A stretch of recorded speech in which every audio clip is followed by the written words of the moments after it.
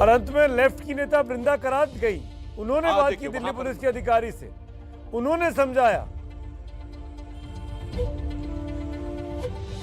देखिए सुमित जी, आपने बहुत अच्छी बात कही। अब मैं एक छोटी सी बात बताता हूं। देखिए, जैसे ही वहां पर कुछ हुआ तो मीडिया को तो तुरंत पता लगता है, खबर आप 1 सेकंड में फ्लैश होने लगती है। परंतु जैसे आप कोई प्रत्याशी ये मत कहिए कि पुलिस को नहीं पता चलता, ये मत कहिए पुलिस को नहीं पता चलता, वरना दुनिया को भरोसा हो जाएगा कि पुलिस हमेशा पीछे रहती है। अरे सुमित,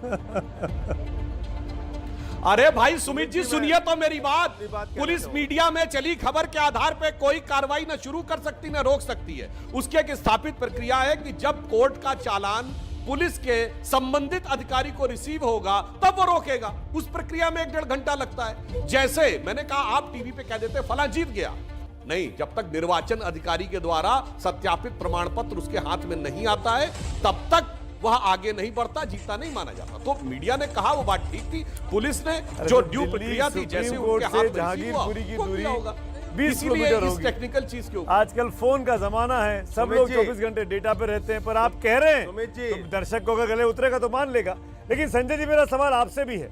बृंदा करात पहुंच जाती है दीपेंद्र पाठक से मिलने। सुनिए नहीं सुमित जी सुनिए, आपने फोन का जमाना कहा, कौन फोन करेगा? कंसर्न अधिकारी करेगा। जज ने फोन किया क्या? जज फोन करेगा? मेरे विचार से सबको बताता है सुप्रीम कोर्ट में हियरिंग है, बात करनी चाहिए। जज फोन नहीं करता, कोर्ट में जज निर्णय सुनाता है, दिल्ली पुलिस के लोग वहां भी रहते हैं ना, ऑर्डर को दिल्ली पुलिस के सरकारी लॉयर्स वहां भी रहते हैं। हाँ, तो वही तो कह रहे हैं, जब ऑर्डर रिसीव होगा। मैं अपनी बात कर दूं। अरे भाई, वो कैसे रिसीव होगा? पहले बोला जाएगा, फिर टाइप होगा, तब साइन करके रिसीव होगा ना। कोर्ट ने रोक लगा दी है, फोन लगा के इत्तला तो दी जा सकती है ना। जैसे नियुक्ति पत्र होता है, जैसे था कि होड़ मची थी कि आज साफ कर देना। इत्तला देने का कोई प्रावधान है क्या? कौन देगा इत्तला? नहीं, कौन देगा? फोन पे इत्तला का प्रावधान है क्या? आप कह रहे हैं, अगर है तो मैं गलती मानने को तैयार हूं। भाई साहब कानूनी तौर पर बात ही नहीं हो रही है, जानकारियों की बात हो रही है, जानकारियों का आदान प्रदान की, जानकारियों का आदान प्रदान की।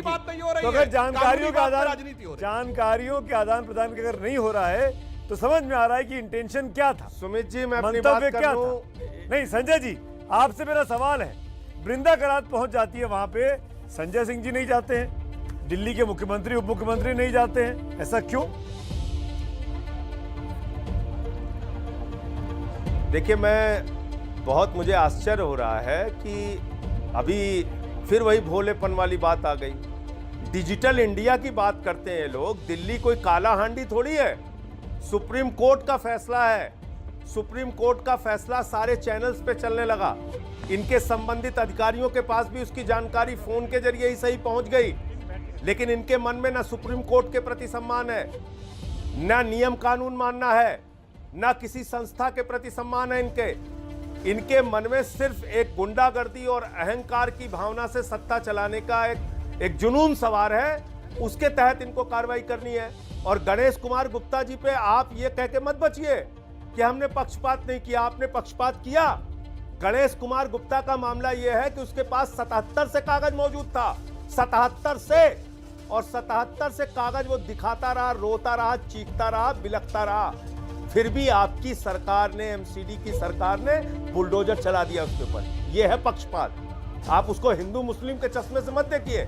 मैं कहना कुछ और चाह रहा था, आप उसको किसी दूसरे एंगल पे लेके जब चले जाते हैं। अरे 77 से जिस आदमी के पास कागज है, उसका दुकान, उसका घर, उसका मकान कैसे आप गिरा देंगे? वो सोनू चिल्ला के कह रहा है, भाई हम यहाँ मिल के रहते हैं, आराम से रहते हैं, हमारी दुकान क्यों आप गिरा देंगे? तो ये जो एक तानाशाही की भावना है कि हम जो चाहेंगे वो करेंगे, जैसे चाहेंगे वैसे उजाड़ेंगे, जैसे चाहेंगे वैसे रखेंगे आपको, ये कोई गुलामों का देश नहीं है। और मैं आपसे कहना चाहता हूं, आपसे ना तो महंगाई रुक रही है, ना शिक्षा रुक रही है, ना बेरोजगारी रुक रही है, ना किसानों के फसल का दाम आप दे पा रहे हैं, ना स्कूल बना रहे हैं, ना अस्पताल। आप सिर्फ इस देश को दंगे दे रहे हैं।